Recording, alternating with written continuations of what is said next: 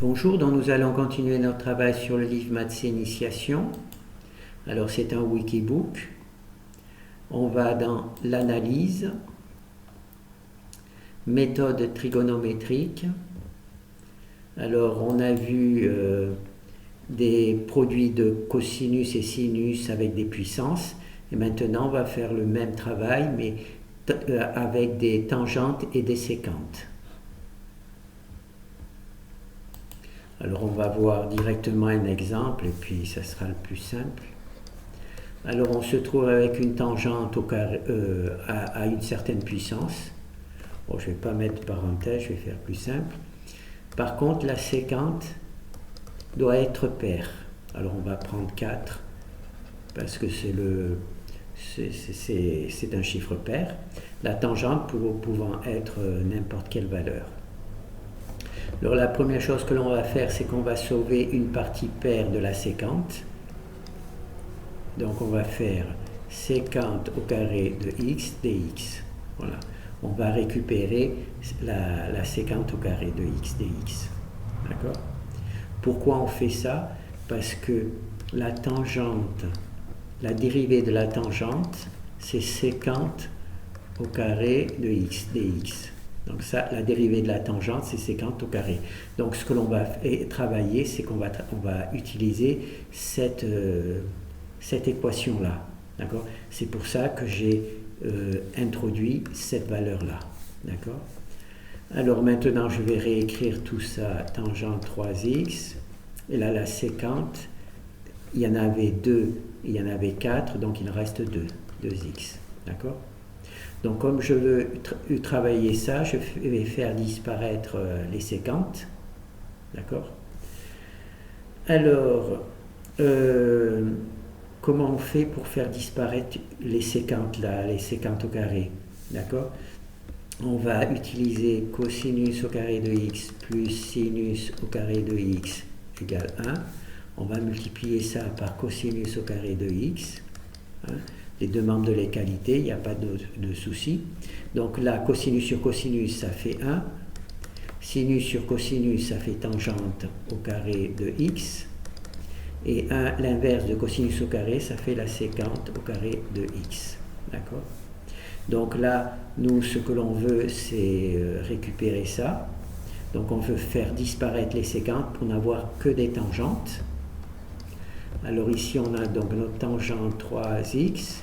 La séquente ici, eh bien, ça va être 1 plus tangente au carré. 1 plus tangente au carré de x, puisqu'on a calculé cette valeur-là.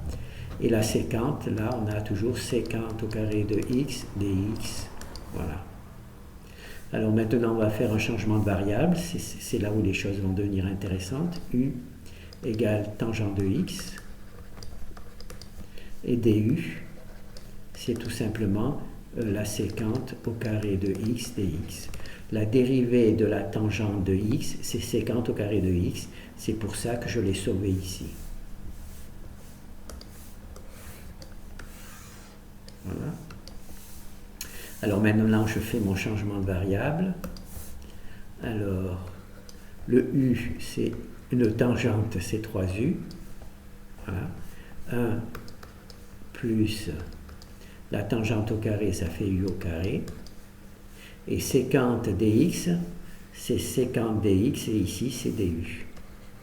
Voilà. On a notre résultat ici. D'accord ?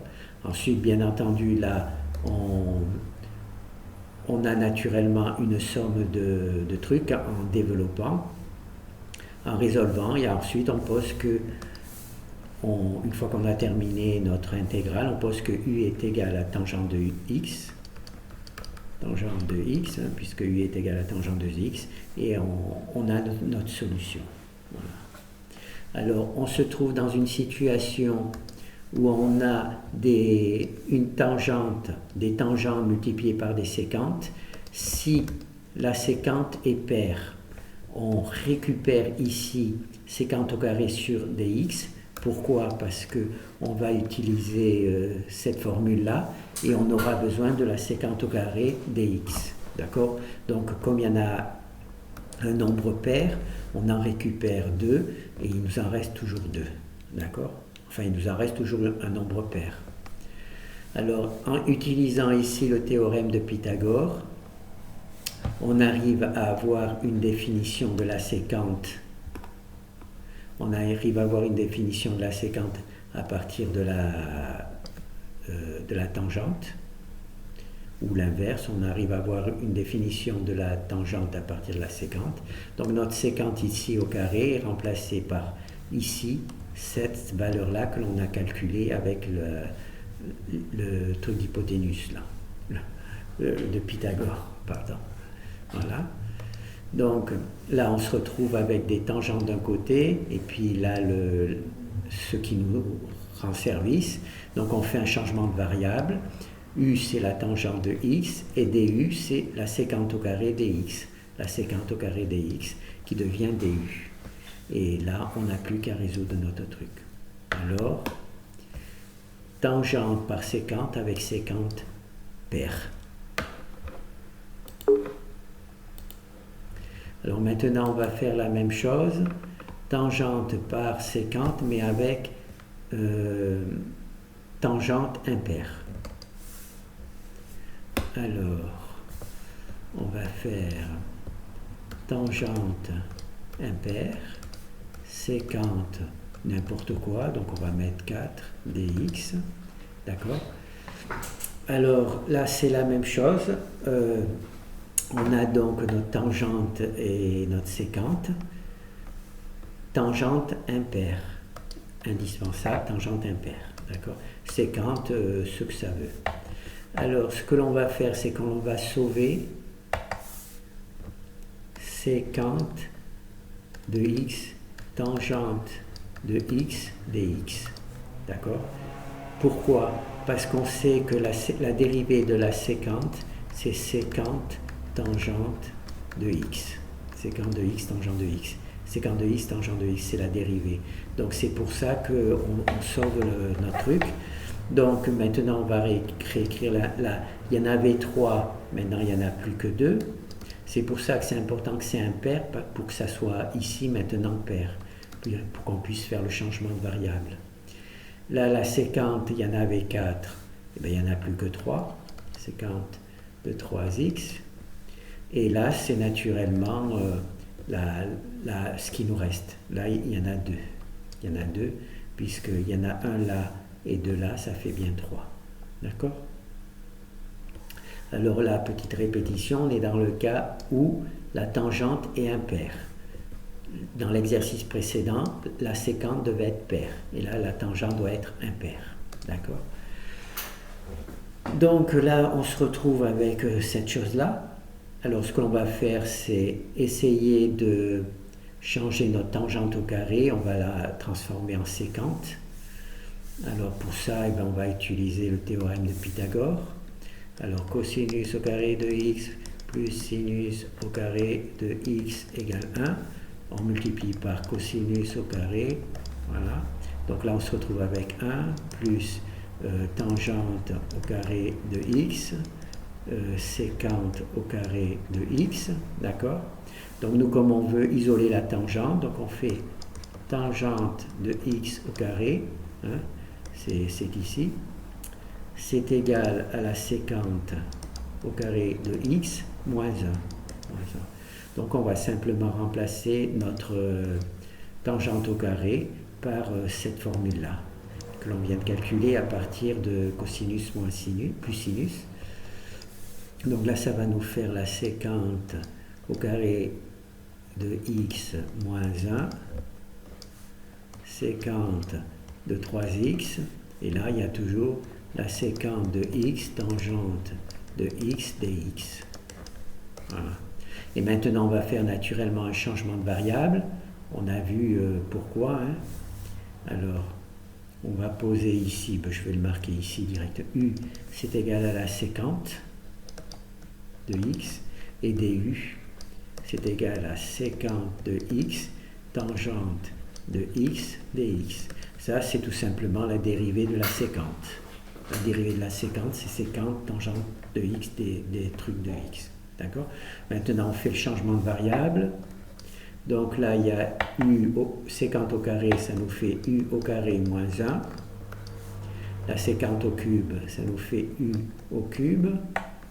Et la sécante tangente dx, sécante tangente dx, c'est du. C'est du, donc ça fait du. Voilà. Et là, on a notre truc là. Donc là, comment ça s'appelle? On développe, on résout l'intégrale et on repose que u est égal à la sécante de x et on a résolu notre problème. On va juste récupérer cette valeur-là pour voir si c'est la même que celle qui est calculée. Oh là, d'accord. Donc là, on a... Ah ben, ça ne veut pas prendre. Ah ben, ça ne veut pas prendre. Ici, on a u au carré moins 1, u au carré moins 1, u3, donc c'est bon. D'accord? Alors là, on est dans le cas où la tangente était impaire. Dans la version précédente, la séquence devait être paire. D'accord? Alors maintenant, on va voir le troisième cas. Alors, dans ce troisième cas, qu'est-ce qui se passe? C'est que on a m doit être pair. Pourquoi? Parce que s'il est impair, on utilise cette méthode. Donc, il faut qu'il soit pair. Et n doit être impair. Pourquoi il faut qu'n soit impair? Parce que si c'était pair, on utiliserait cette méthode. Donc, il faut trouver une méthode pour que là où on a justement, on ne peut pas utiliser les deux, d'accord? Sinon, eh ben, si on avait ici n pair, si n ici était n pair, on utiliserait celle-là, et si m était impair, on utiliserait la deuxième méthode. Donc là, on va utiliser, donc on va avoir l'inverse. Alors, on va avoir tangente de x est paire et sécante de x impair dx. On va juste vérifier pour ne pas réfléchir dans le vide, oui. Donc là, c'est l'inverse. Si la tangente était impaire, si ici c'était impair, on aurait utilisé la deuxième méthode, et si ici c'était pair, on aurait utilisé la première méthode. C'est pour ça qu'il faut que là ça soit impair, donc là ça soit pair, et là ça soit impair. Alors je ne me souviens strictement pas comment on résout ce problème. Qu'est-ce que l'on peut faire? Ah ben, ce qu'on va tenter, on va voir, on va remplacer la tangente par des séquentes. Pourquoi? Parce que c'est pair et là on ne peut pas le faire puisque c'est impair. Donc la seule chose que l'on peut faire, c'est transformer les tangentes en séquentes. Alors pour ça, on va pas cosinus au carré de x moins sinus au carré plus sinus au carré de x égale 1. 1 sur cosinus de x au carré. Donc là, on développe. Ça nous fait donc 1 plus tangente au carré de x sur sécante au carré de x. J'ai donc multiplié toute cette ligne et j'obtiens celle-là.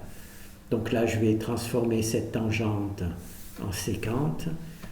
Donc il faut que j'isole la tangente. Tangente au carré de x égale sécante au carré de x moins 1. D'accord? Là, j'ai fait ça parce que c'est la seule chose que je peux faire. D'accord? La sécante, je ne peux pas utiliser c'est impair. Donc, je vais voir ce que cela va donner. Alors, donc là, je vais écrire tangente de 2x au carré, sécante de 3x dx. Voilà. D'accord? Et là, la tangente au carré, ben, je l'ai là, je vais la remplacer par la sécante. Ça, je vais avoir que des séquentes. Sécante, tangente au carré, donc ça fait sécante au carré moins 1, sécante au cube dx. Voilà, donc là, j'ai que des séquentes. Je vais juste développer les séquentes, comme ça va me faire des trucs. Ah mais là il y a un carré, oh là là.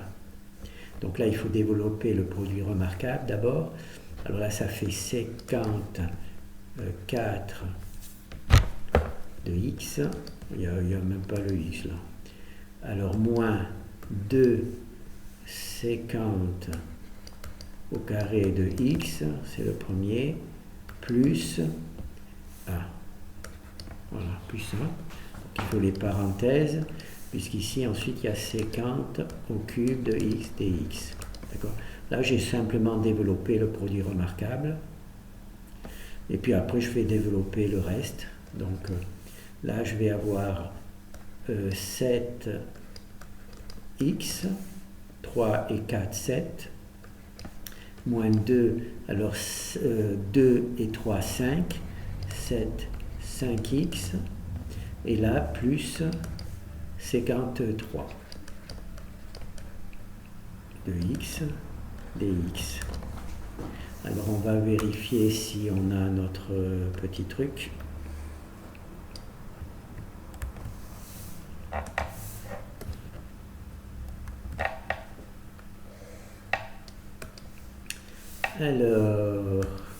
Alors ici on a séquente à la puissance 7, séquente à la puissance 7, moins 2 séquente à la puissance 5, moins 2 séquente à la puissance 5, et ensuite 3 à la séquente à la puissance 3, donc c'est bon.